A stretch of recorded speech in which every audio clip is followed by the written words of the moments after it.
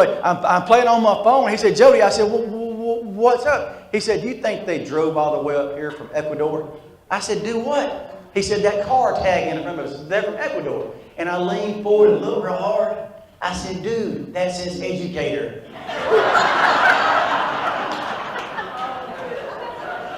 You got to listen to what people say because you just never know what they're going to say. You never know what they're going to say. But I've always listened to people.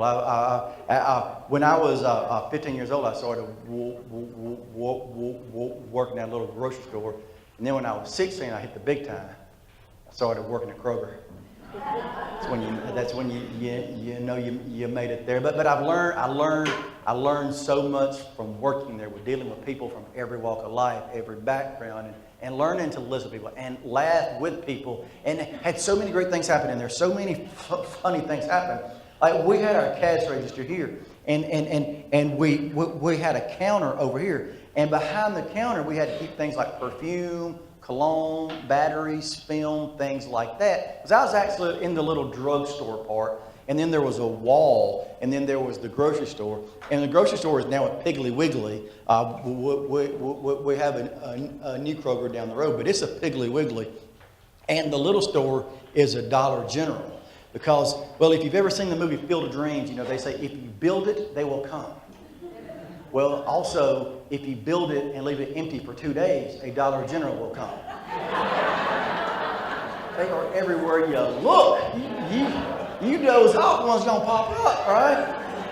So I worked there for a long time, and I'm running the cash register one day, and I look down there, and there's an older lady down at the counter, bless her heart, and she's spraying cologne and perfume with both hands, just going to town with this big mist above her head like Los Angeles. And I said, ma'am, can I help you? She said, yes, sir. I'm looking for some perfume that I saw last week, but I can't find it. I said, okay, do you remember what it was called? She said, yes, sir. It was called Tester.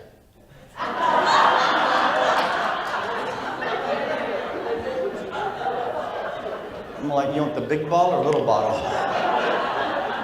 I got them in a lot of colors too, which is cool, right? Had all kind of folks come in there. Had this other guy come in there one time. He was coughing and sneezing, head stopped up, nose stopped up, ears stopped, just everything, you name it, he had it. But he said his two biggest things was that number one, he could not sleep, and number two, he only had $2 to his name.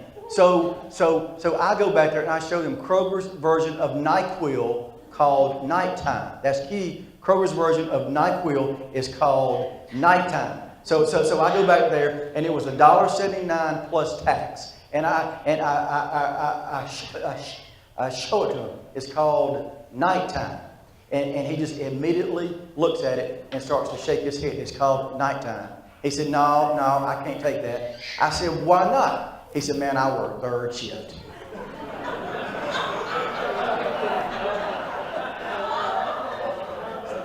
I usually preface that with half of you will get it now, the other half of you will get it tomorrow after lunch. But that's one of my favorite stories. I actually got it the next day myself. I didn't get it right then. But had this other guy come in there one time. And this guy, he also had a bit of a speech impediment. Super nice guy, had a little bit of a speech impediment. And he was down at the end of the perfume and cologne counter down there also. Had these very long arms. And he's stretching as far as he can. And he can almost get what he's trying to get, but he can't quite get there. I said, sir, can I help you? He said, yeah, let me get a bottle of your Old Spice. I said, do what? He said, let me get a bottle of your Old Spice. I said, Old Spice. He said, yeah, I have trouble with my S words. I'm like, I do too, brother. I got you, right? So I reached back there, and I picked up the only thing of Old Spice cologne that we had. And he looks at it and says, I said, well, what is it? He said, this is the Plashon. Do you have the pray on?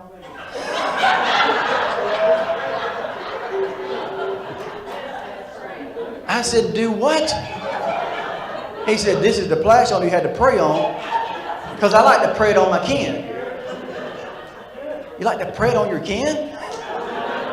And they don't mind? Do you go to family reunions like, psst, psst, psst? I said, no, sir. All I have is to pray on. Well, he said, well, do you have the Old Spice deodorant? I said, yes, sir. We sure do. It's on the back wall. So I went all the way to the back wall of Kroger, and I picked up the only thing of Old Spice deodorant that we had. And he looks at it and says, I'm like, what is it now? He said, this is the tick. Do you have the roll-on? I said, no, sir. All I got is a tick. He said, well, I don't like a tick because a tick gets tucked to your hair. And it does get tucked. It gets tucked on the end. It gets tucked on the end like a waving dancer. You know, it gets in the locker room. You see that? It gets tucked on the end. So he didn't want it. He didn't take it. He didn't want it. And I promise you, as sure as I'm standing here tonight, he put it back up. He took about 2 steps over, reached on the top shelf, grabbed a little jar of Tussie, and went to the house. And I don't know who thought Tussie was a good idea. I mean, but apparently he liked the Tussie better than a tick getting tucked to his hair. You know. But I had so many stories from working there. One cold December evening, this lady comes in. It was the middle of December. She said, young man. I said, yes, ma'am. She said, where are your ointments? So I took her back and I showed her the creams, the salves, the liniments. She said, no, silly, your Christmas ointments.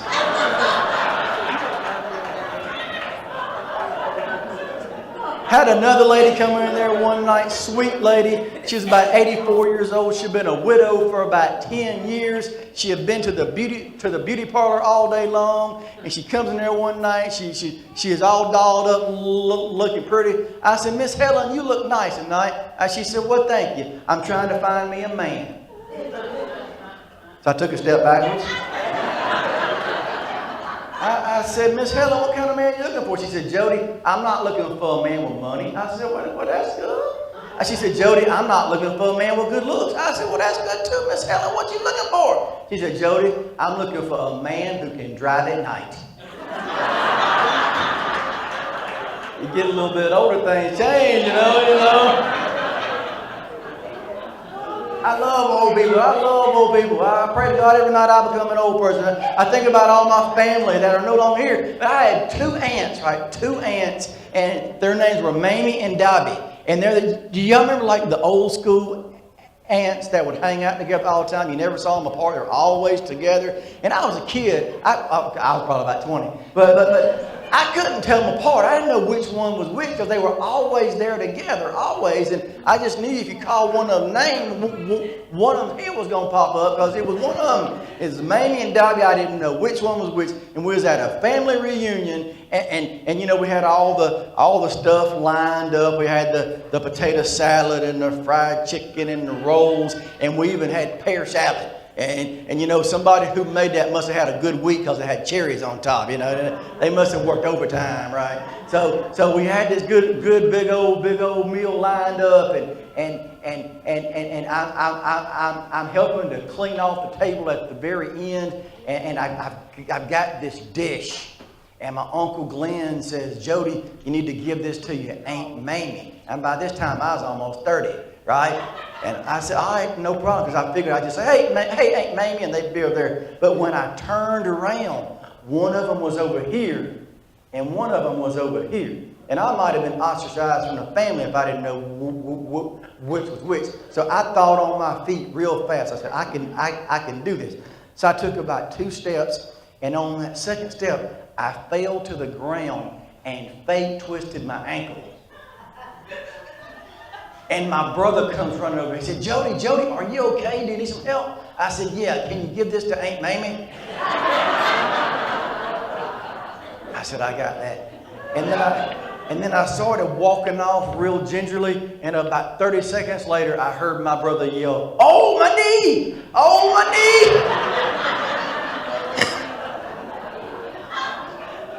I love the people that came into my store. I love the people that came. I love the old people. I love the young people. I loved everybody that came into the store. And I knew most everybody that came into the store. Now, about halfway through my time working there, they knocked a hole in the wall where you could go over into the grocery store part of there. And a guy comes in there one day. He said, Jody, I said, what's up? He said, where are your plums? So I went over there to the hole, and I pointed to the produce section where it is in every grocery store in America. I said, man, about halfway down there, you cannot miss it. It's right there. You're good to go. You can't miss it. He goes over there. He's all over me. So I said, just look down right there and you'll find it. He couldn't hear me. So I get somebody to watch my cash register. I run over there as fast as I can. I said, dude, the plums are right here. He said, no, man, not them kind of plums. I'm talking about what you plumb your toilet with.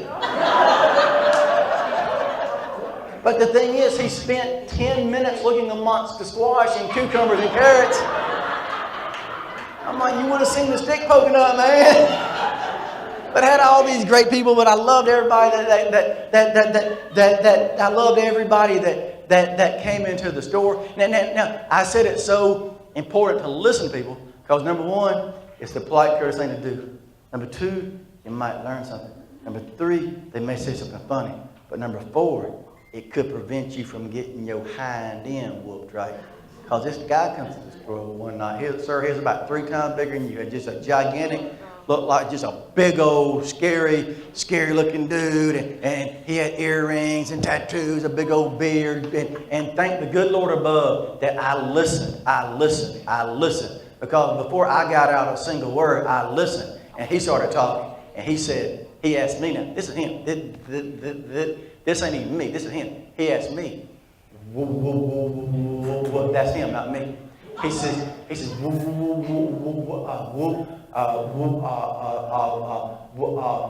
where are your paper towels? So I said,